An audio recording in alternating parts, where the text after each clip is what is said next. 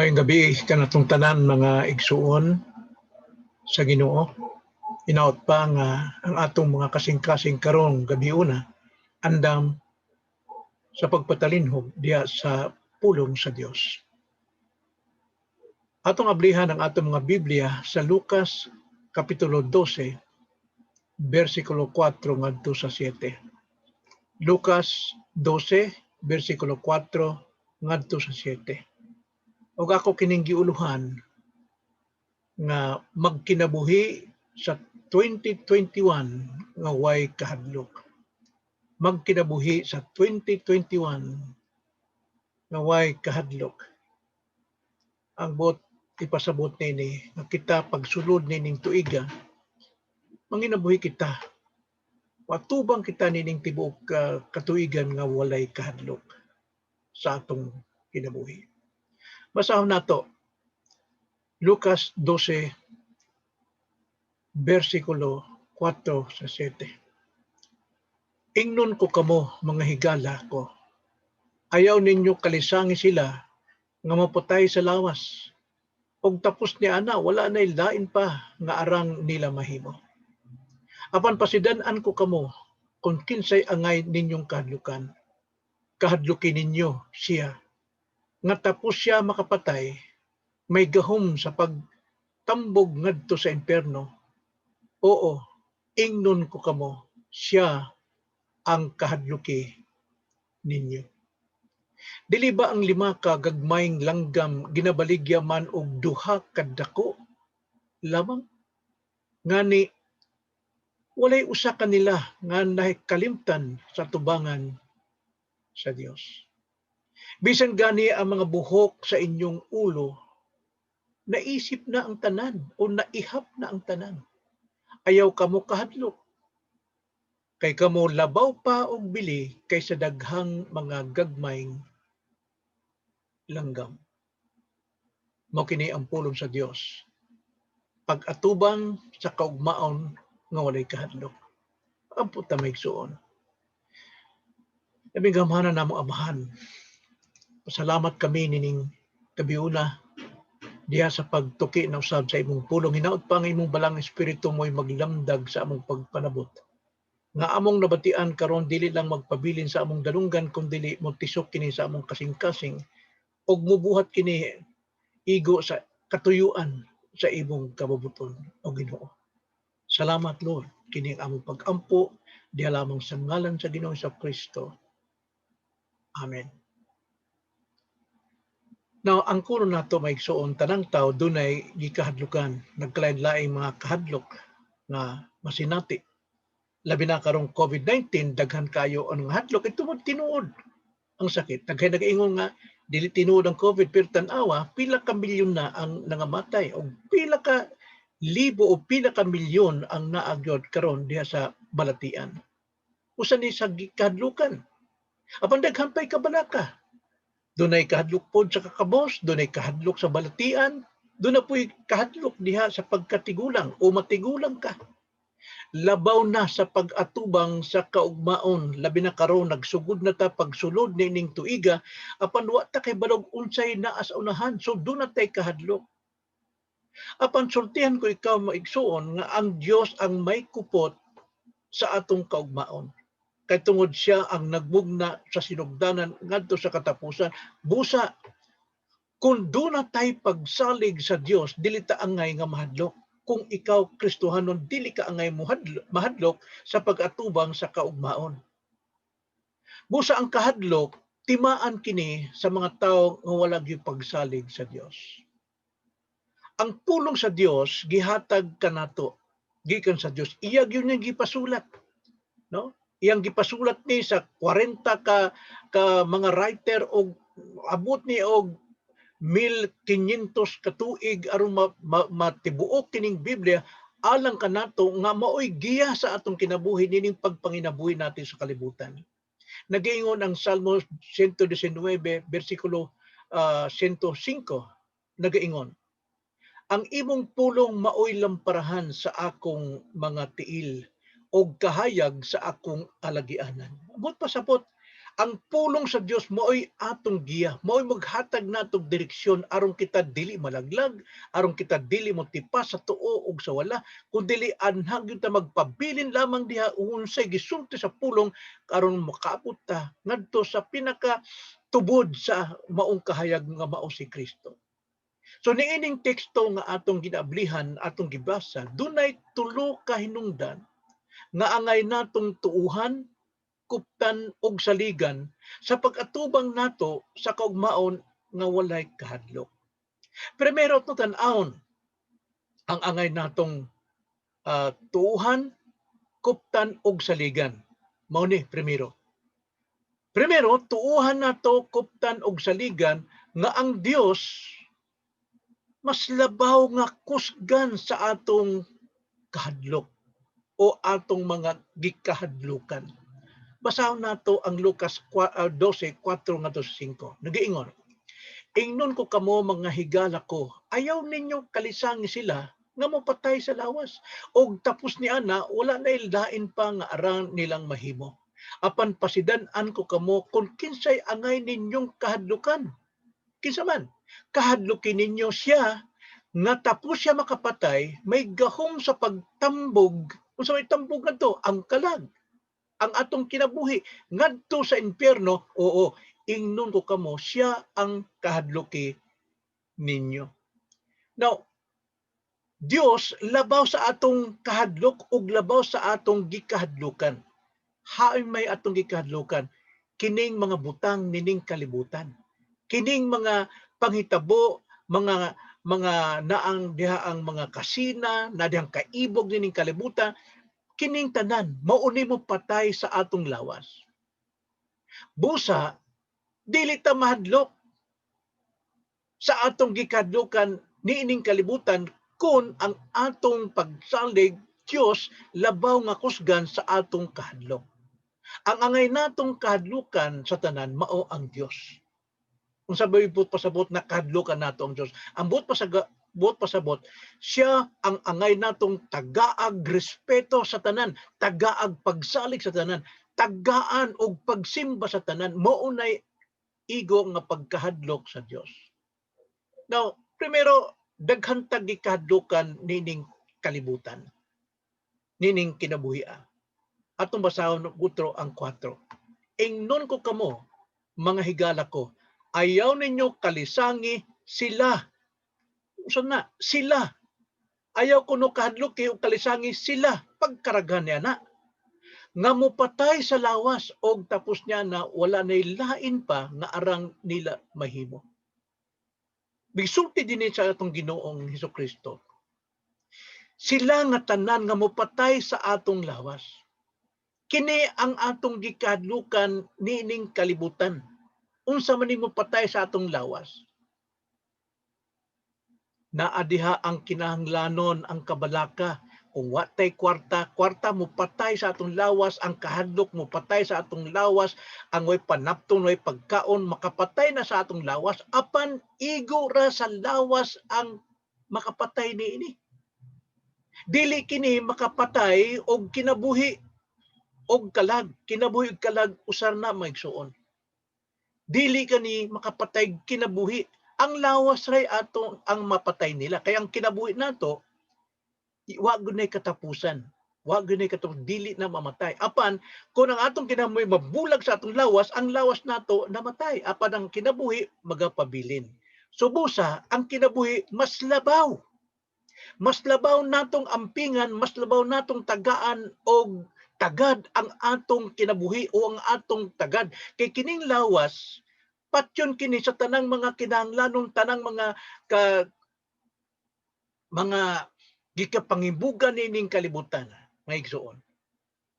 Busa tagaan natog pag-atiman, tagaan natog atensyon ang atong kinabuhi, ang atong kalag, asa man ni paingon. Asa man ni paingon. Diyos ra ba gayud ang makapatay sa atong lawas? Apan, dili lang kay lawas ang mapatay sa Ginoo, kundi makatambog siya og kalag ngadto sa impyerno. Diyos lang gyud ang makahimo ana. Murag bugat nung murag dili nato madawat nga Diyos mo patay. Pero tinuod na maigsuon. Kung atong basahon ang 1 Samuel 2, Kapitulo 2, versikulo 6 ngadto sa 7, nagaingon. 1 Samuel 2, versikulo 6 ngadto sa 7. Si Jehovah mo patay og mubanhaw. Siya mo banlod ngadto sa Sheol og mubayaw sa taas. Si Jehovah mohimo sa tawo nga kabos og magapadato. Siya magapaubos sa tawo, siya usab magabayaw. Naa sa Dios ang tanang gahom. Mupatay, mubuhi, magpadato, magpapobre, naa na iyaning kaugalingong gahom, way makapugong, way makababag niini.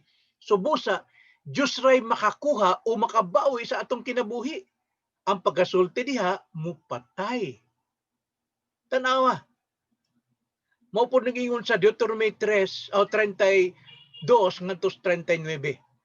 Deuteronomy chapter 32, 39. Tanawa ninyo, karon nga ako, nagasulti ang Ginoo. Ako mao, walay Dios uban kanako, ako magapatay, og ako magapabuhi. Ako magasamad, og ako magaayo. Og walay arang mamaluwas gawas sa akong kamot. Ang Dios mo'y makapatay sa atong lawas o mo po'y makapabalhog sa atong kalag o kinabuhi ngadto sa impyerno. So angay natong kahadlukan ang Dios. Angay natong tagaag-respeto, tagaag-honor, tagaag-paggugma, tagaag-pagsalig ang atong Ginoo. So importanteng maluwas usa ang atong kalag o atong kinabuhi samtang naapatan nining lawasa. Kay kining lawasa mamatay gyud ni tungod nining kalibutan, tungod sa sala. Nagaingon ang John 3:16, kay gihigugma gayod sa Dios ang kalibutan nga tungod niya nagihatag niya ang iyang bugtong anak aron ang tanan nga mosalig kaniya dili malaglag kundi may kinabuhing dayon.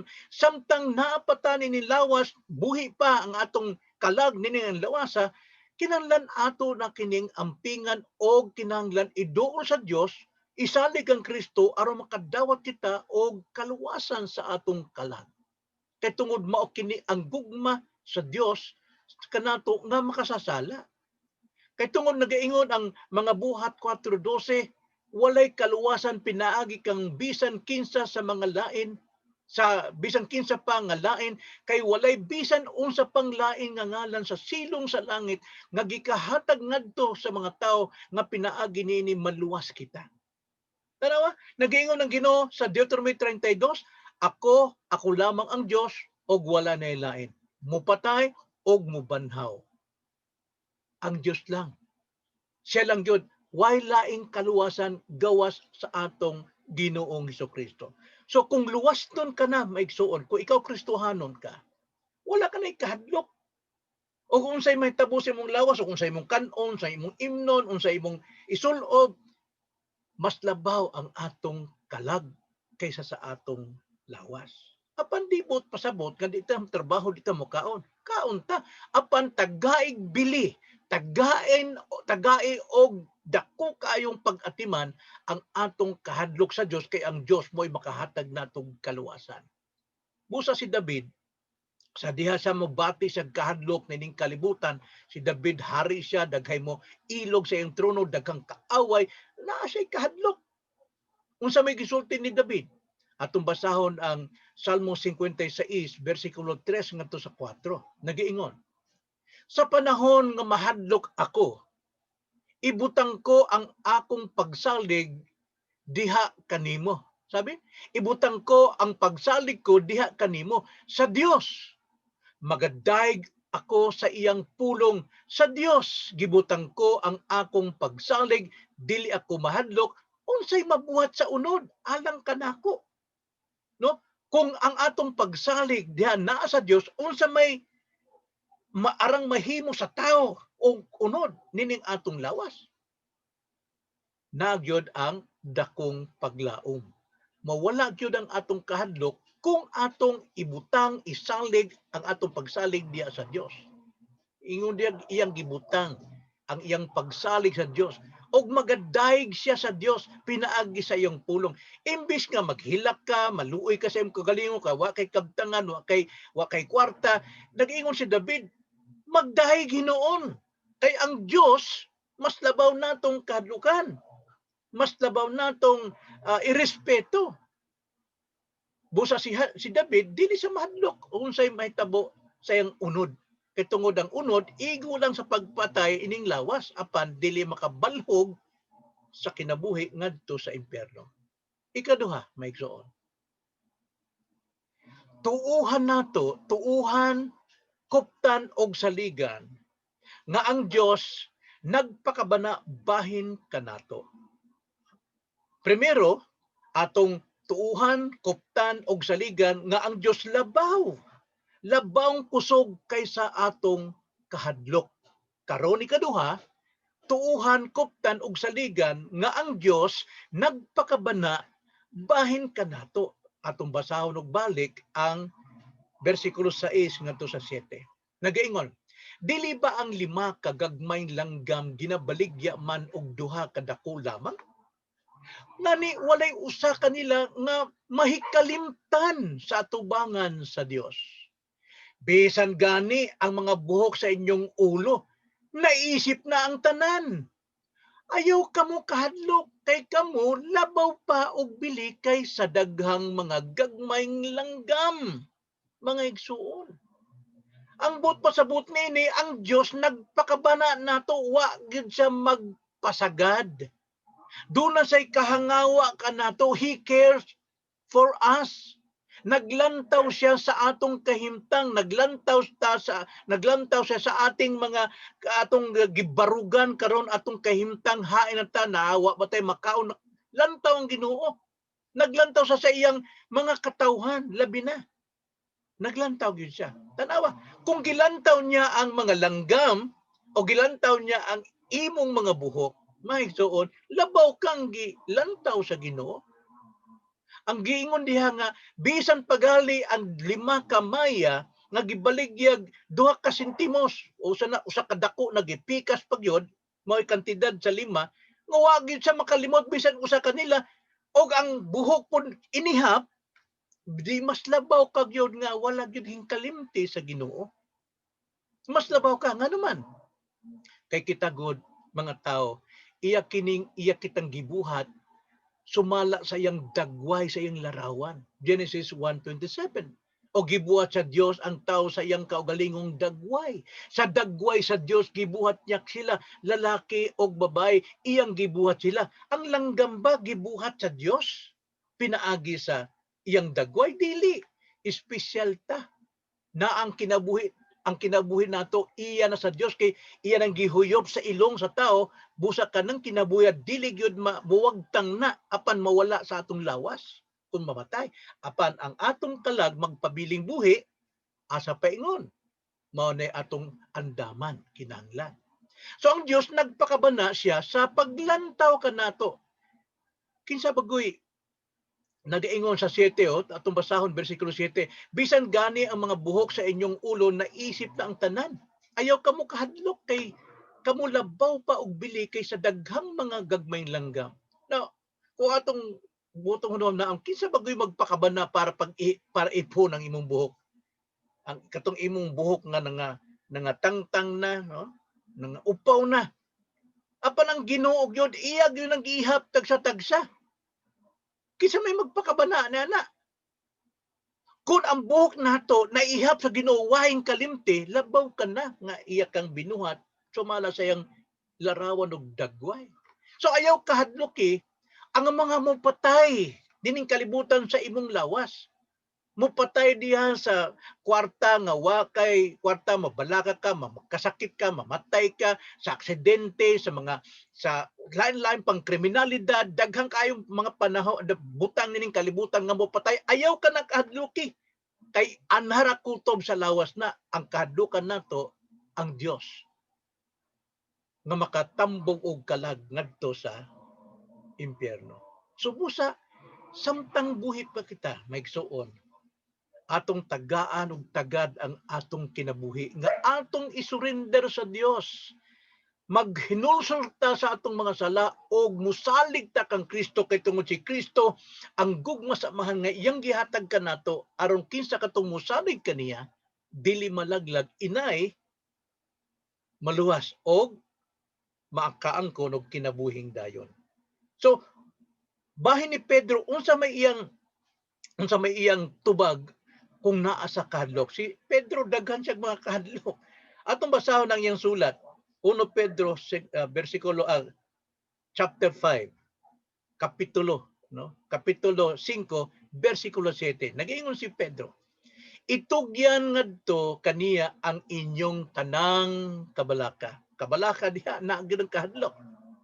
Kay siya may kahangawa man alang kaninyo, nagtagad ang Dios, naglantaw siya. Doon na say concern kanato sa busa atong itugyan ang atong kahadlok aron mailisan og gugma og pagsalig diha sa Dios. Ikatulo, maigsoon. So nakita nato kung unsay angay natong tuuhan, kuptan og saligan. Primero, ang Dios nga mas kusgan kaysa atong kahadlukan. Ikaduha, tuuhan, kuptan og saligan ang Dios nga nagpakabana kanato. Ikatulo, bersikulo 7, tuuhan, kuptan og saligan nga ang Dios nahigugma kanato sa labaw. Nahigugma nato sa labaw. Sa may but pasabot ni natong basahon, balik ang bersikulo 7. Bisan gani ang mga buhok sa inyong ulo na isip na ang tanan. Ayaw kamo kahadlok kay kamo labaw pa og bili kaysa daghang mga gagmayng langgam bisan pa sa daghang buhok. Unsa buot pasabot niini? Ang buot pasabot, ang Dios nagmahal kanato bisan pa sa atong mga kahuyang. Naihap niya ang buhok, so naihap niya ang atong kahuyang, naihap niya ang atong mga gibuhat nining kalibutan. Kahibalo siya sa tanang bahin nato, mga igsuon. Kahibalo siya nga daghantang kasaypanan, daghantang kalapasan, daghantang paglingod kaniya aron maangkon nato tong gusto natong maangkon nga kahibalo ta nga dili gyud sibo sa kababuton sa manmo supak ta kay gusto natong maangkon tong mga butanga. So kana nakaibalo ang Dios ni ana. Pero sa tanang atong mga kasaypanan, atong kahuyang, atong kalapasan, nahigugma lang gyapon ang Dios kanato. Ngano man? Kay tungod ang tao o kinsa katong iyang gihigugma nga iyang gitagaagasa si Kristo, gikamatyan siya ngadto sa krus og nabanaw si Kristo kay tungod kanang tawhana gikamatyan sa Dios, gimahal sa Dios, dili gyud na isalikway sa Dios. Tan-awa nagaingon ang 2 Timoteo 2:13. Nagaingon, kun ugaling kita dili man kasaligan, siya magapabilin nga kasaligan. Dili gyud ikasalikway sa Dios ang iyang ngalan nga naa diha nimo.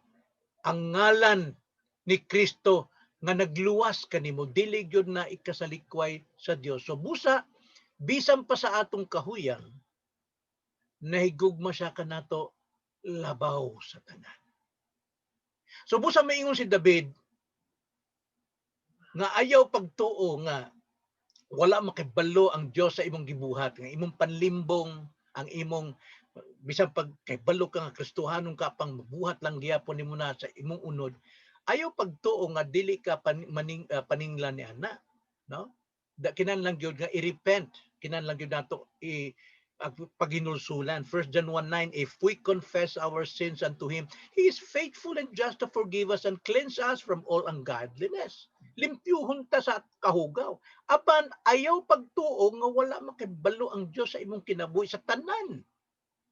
Nag-iingon ng Psalms 139 verse 1 ngadto sa 3. O Jehovah, ikaw nakasusi kanako og nahibalo kanako. Ikaw nahibalo sa akong paglingkod og sa akong pagtindog. Ikaw nakasabot sa akong hunahuna bisan sa layo. Ikaw nagasusi sa akong alagianan og sa akong paghigda og ikaw mahibalo sa tanan ko nga mga dalan. Kasunod ng bersikulo, bisan mo saka ko ngadto sa kalangitan, tuwa ikaw, ang espiritu tuwa, bisan mo lunog mo tos ilaong sa naalang gyapon ang Dios, dili gyud, dili ta makaikyas. Kahibalo og nakakita ang Dios sa atong tibuok pagkatao igsuon. So busa mahadlok ta sa Dios. Mahadlok ta. Apan tungod sa gugma nangabuhi pa kita. Niadto sa daang tugon, kung kita makalapas niadto, patay ka dayon. Apan karon tungod sa gugma, buhi lang gihapon ta, maigso. Unsa may punto ni Hesukristo niini? Unsa may buot niyang ipaabot diha kanato? Ang punto ni Hesukristo, ang gusto niyang ibutang sa atong panumduman nga atong tunlon paingon sa atong kasing-kasing nga kinahanglang labaw natong higugmaon ang Dios kaysa niining mga butang nining kalibutan. What does it profit a man if he gains the whole world and loses his only soul? Maigso. Nagaingon ang Marcos 12, versikulo 30 hanggang 31. Og higugmaa ang Ginoo nga imong Dios sa tibuok mong kasing-kasing, og sa tibuok mong kalag, og sa tibuok mong salabutan, og sa tibuok mong kusog. Ang ikaduha mao kini, higugma ang imong silingan sama sa imong kaugalingon, wala nay laing sugo nga labi pang dako niini kanila. So love God. Higugmaon mo ang Dios kay tungod siya nahigugma ka nato bisan pag nakibalo sa atong mga kalapasan, but still He loves us.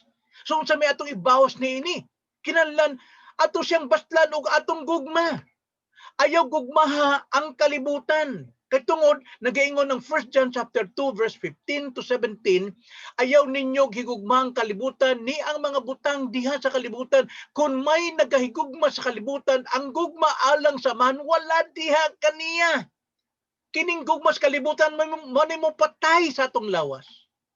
Versikulo 16, kay ang tanan nga ana sa kalibutan, ang pangibog sa unod o ang pangibog sa mga mata o ang paggarbo sa kinabuhi, dili gikan sa man kung dili sa kalibutan. 17, og ang kalibutan mahanaw, kauban ng imong lawas. Mahanaw, og ang pangibog niini. Apan, siya nga nagtuman sa kabubuton sa Dios o dunay kahadlok sa Dios, magapabilin hangtod sa kahangturan.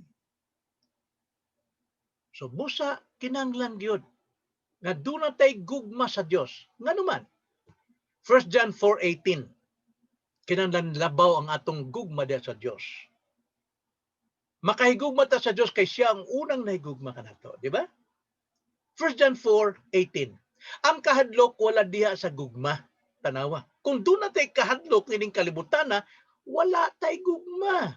Apan naa tay gugma kung Kristohanon ka. Apan kinahanglan nimong ipanginabuhi. Basahon ko utro, ang kahadlok wala diha sa gugma, hinunuwa. Ang hingpit nga gugma nagahinglin sa kahadlok. Gipadapli ng kahadlok, oy. Kaya ang Ginoo ang gigugma. So unsa may kahadlokan nato ang Ginoo mo atong gigugma? Ihinginlin ka ng mga kahadlok. Kay ang kahadlok may kalabutan sa silot. Og siya nga may kahadlok wala pa mahingpit diha sa gugma. Unsa may arang maato kung naang gugma nato sa Dios? Ang gugma nato sa Dios mo'y makahatag kanatong kusog. Ang gugma nato sa Dios mo'y makahatag natong kahimuan sa tanang bisan pa sa imposible sa tan-aw sa tao. Ang gugma sa Dios mo'y maghatag kanatong kapasayloan sa atong mga sala. So busa mga isuon, ato ba nga ang atong kaugmaon nga way kahadlok pinaagi sa gugma nato sa Dios. So unsa may leksyon niini mga igsoon? Unsa may gitudlo nini kanato? Ang gitudlo nini, number 1, magkinabuhi kita ng mga anak sa Dios. Dili anak na sa kalibutan. Ang mga anak sa Dios naagyod nagkinabuhi sa pagtuo kay tungod ang mga gimatarong sa Dios nagkinabuhi diya sa pagtuo. Romans 1:17.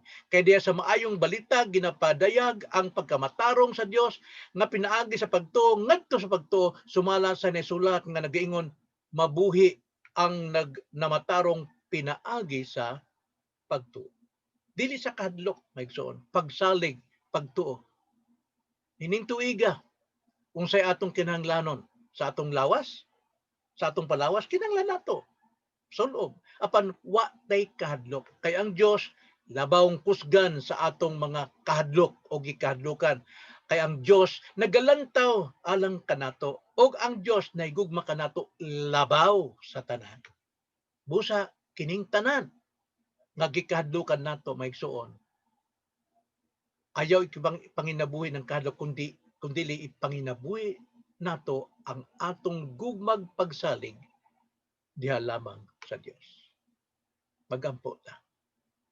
Salamat Ginoo sa imong pulong mo'y nakahatag namo og kalig-on sa among pagsalig ug gugma diha kanimo. Nga Lord, tinuod Lord, nga wa mi kay balog unsay nasa among unahan. Wa mi kay balog unsay among matagbuan. Apan kung kami dunay pagsalig nimo kay tungod ikaw mooy nagkontrol sa kaugmaon. Wa mi kahadlok Lord kay tungod ikaw mooy naguna sa among mga dalan. So Lord, panalangini kining pulong sa among mga kasing-kasing. In Jesus' name. Amen.